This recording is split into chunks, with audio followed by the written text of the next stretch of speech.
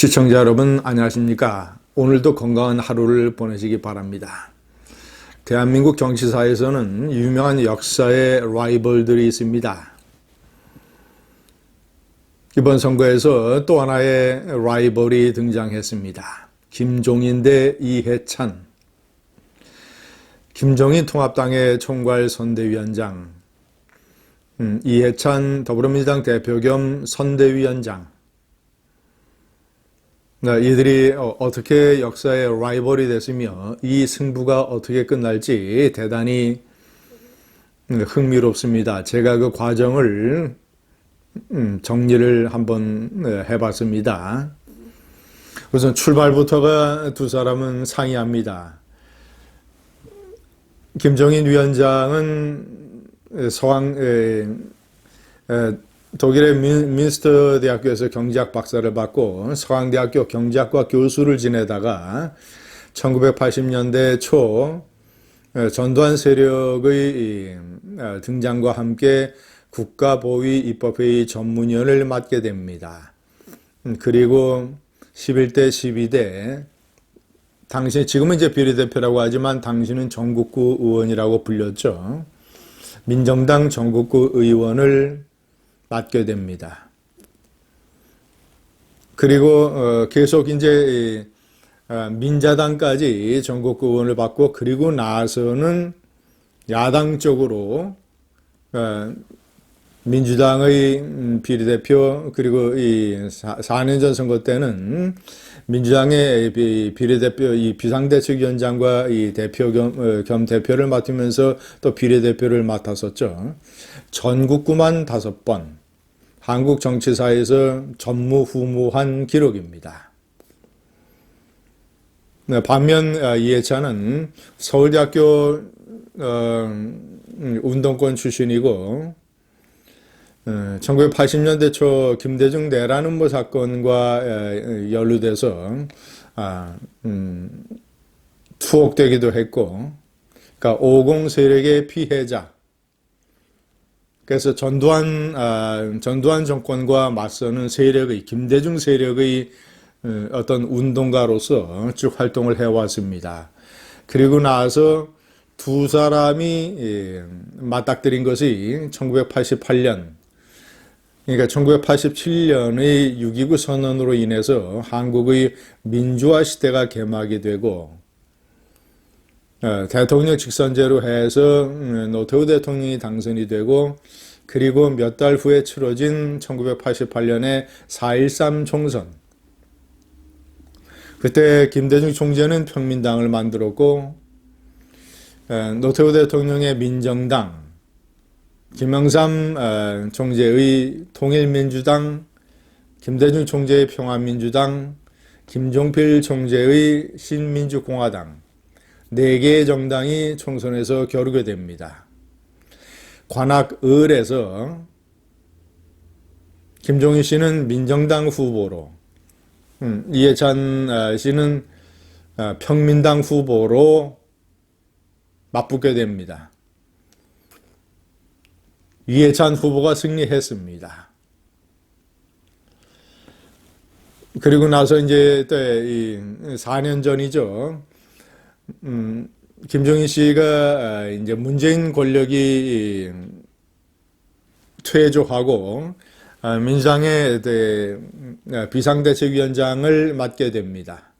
그리고 당대표도 겸직을 하면서 완전히 정무적인 판단에 의해서 공천의 칼을 휘두르게 되죠. 그래서 친노 패권 세력에 대한 일종의 단죄 이런 명분을 내세워서 이해찬을 공천 탈락시키게 됩니다. 이해찬은 세종시에서 무소속으로 출마를 해서 당당하게 당선돼서 올라옵니다. 따지고 보면 이때까지 승부가 2대 0입니다. 김종인 씨가 2번 패했죠. 왜냐하면 1988년 관악을 선거에서 지역구 선거에서 패했고 그리고 비록 낙천을 시켰지만 낙천을 시킨 대상이 무소속으로 당선돼서 올라옴으로써 사실상 당시는 이해찬의 승리라고 볼 수 있겠습니다. 자, 이제 마지막 대결을 남겨두고 있습니다. 2020년 선대위원장.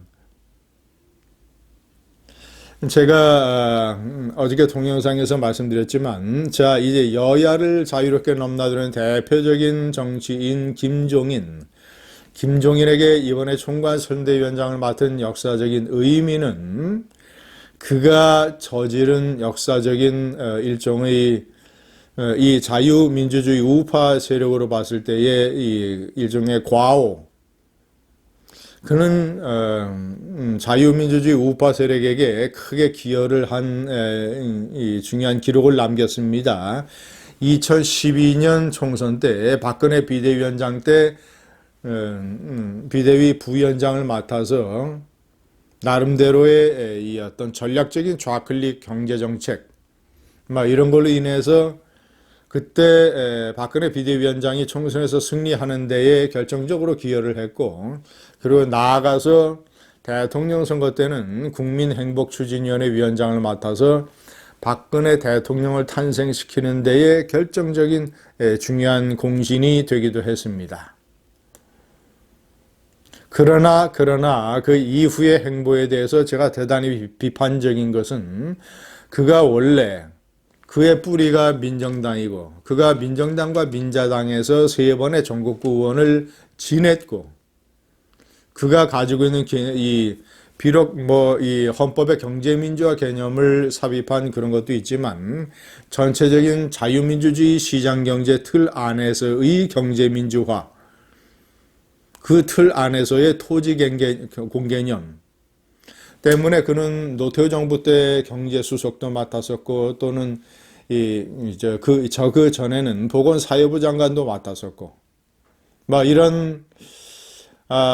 이러이러한 경력으로 따져서 그는 당연히 자유민주주의 시장경제 가치에 봉직을 해야 되는 그런 입장인데 그가 2016년 민주당의 비대위원장을 맡아서 민주당의 총선 승리를 이끌음으로써 물론 당시에 이 새누리당이 커다란 잘못을 저질렀어 끔찍한 공정 파동으로 많은 유권자들이 등을 돌리게 만든 그런 실수를 저질렀지만 어쨌거나 그가 서 있어야 되는 자리에 정반대에 이념의 강을 건너서 민주당의 비대위원장을 해서 민주당의 승리를 이끌어내버린 자유민주주의 우파로서는 사실상 그때의 패배, 그때의 민주당의 승리가 박근혜 대통령 탄핵으로 이어지는 어떤 이 악몽과 같은 시대의 흐름의 시작이 되었던 것입니다.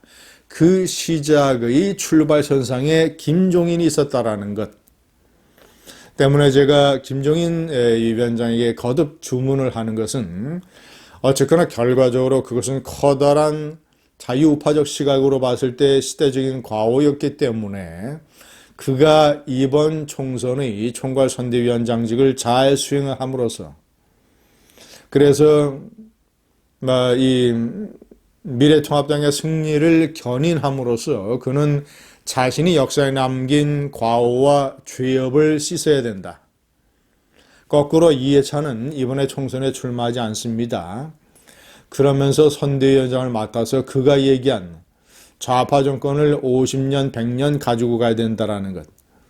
그는 문재인 정권 심판론이라고 하는 어떤 여당으로서는 상당히 어려운 환경 속에서 선대위원장을 맡고 있습니다. 그는 대단히 어려운 선거를 치러내야 할 것입니다. 이해찬의 이해찬의 독한 신념은 어쨌거나 이 선거를 승리를 해서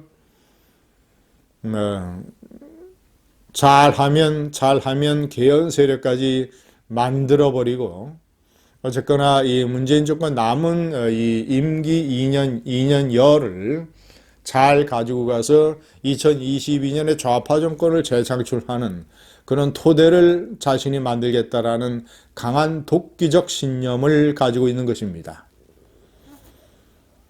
이해찬의 독기적 신념과 김종인의 역사에 대한 책무,